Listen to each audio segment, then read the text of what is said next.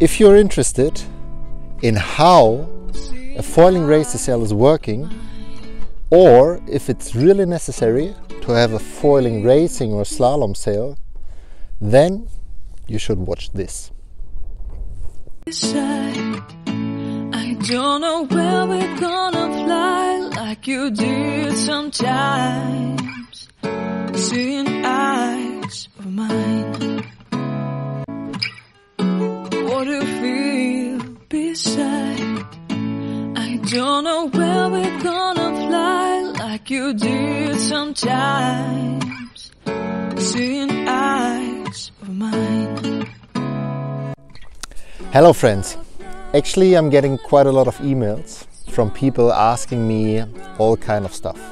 Lately I just got an email and there was one guy asking me about the foiling sails and if it's really necessary to have a foiling slalom or racing sail.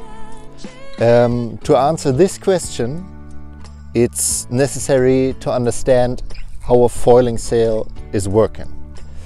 And this is quite different to a normal sail. There are some key facts that are different.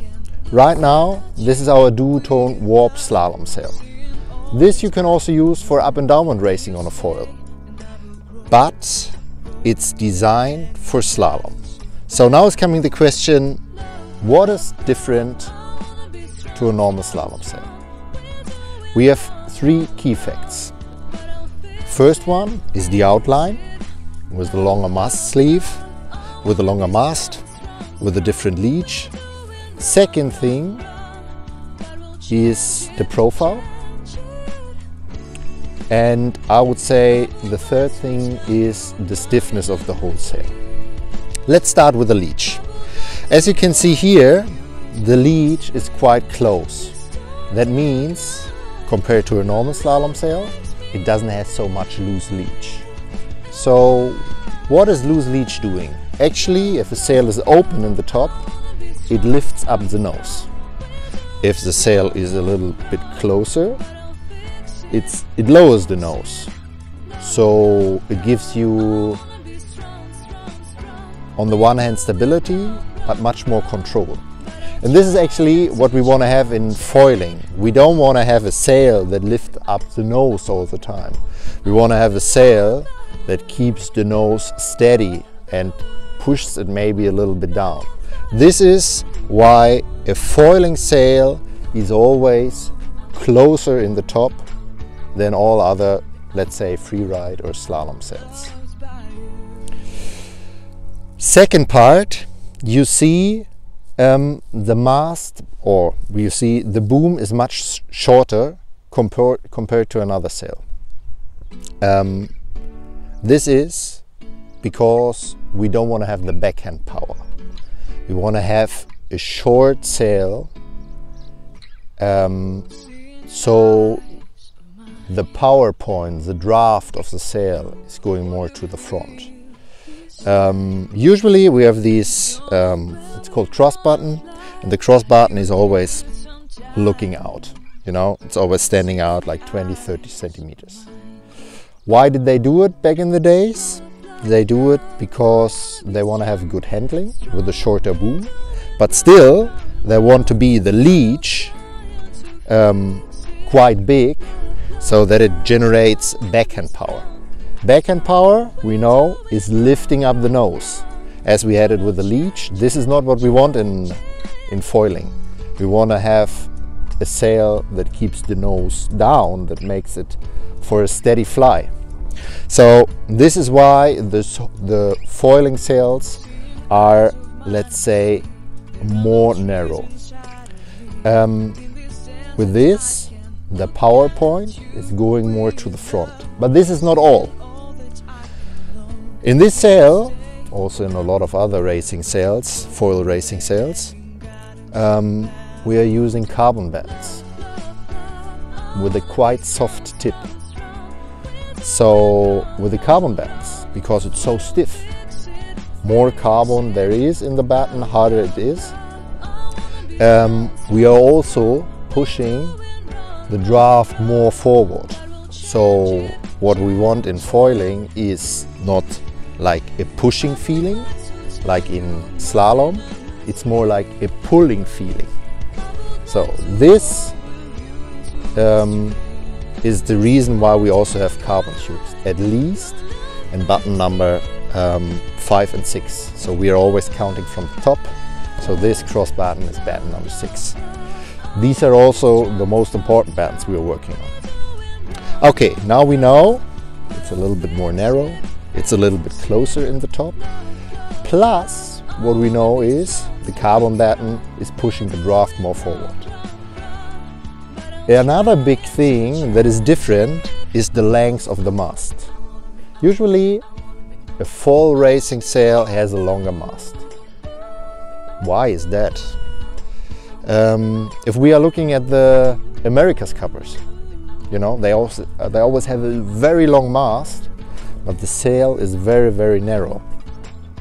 This is simply aerodynamically more efficient.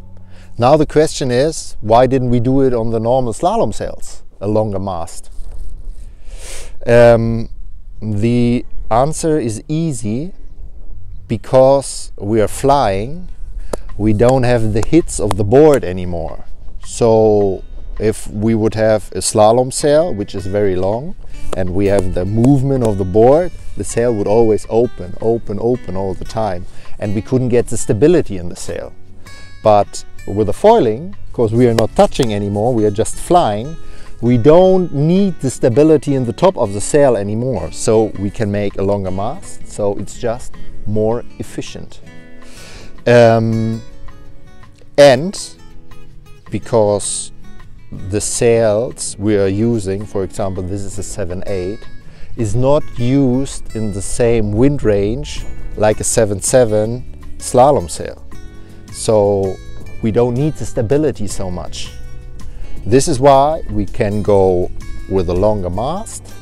For example, the 7/8 has a 490 mast with a quite long extension, and we can go more narrow because we don't need the stability.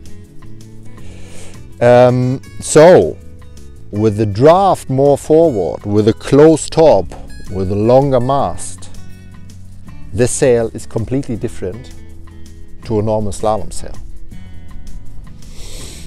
So this person was asking me if it makes sense for him to buy a pure foil slalom or racing sail. And I answered him, it makes sense if you want to go on the race course and if you want to go fast. But if you're a hobby sailor and you want to do it once in a while, you will be happy also with your normal sail. There's just one thing you can add. You are making a click less, so you're putting not as much downhill as normal. So also on the normal slalom sail, the top is a little bit more closed, the profile in the front of the sail is a little deeper, and then you will have fun also with the normal sail. But if you want to have a performance sail and if you want to be the fastest on the lake or on your windsurfing or foiling spot, then you need a sail like this. I hope I could answer your question.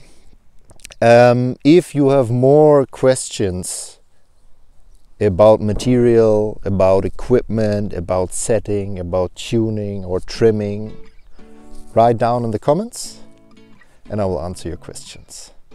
Hope to see you soon. Stay healthy and we will see each other on the water hopefully soon again. Cheers. What do you feel beside? I don't know where we're gonna fly like you did sometimes.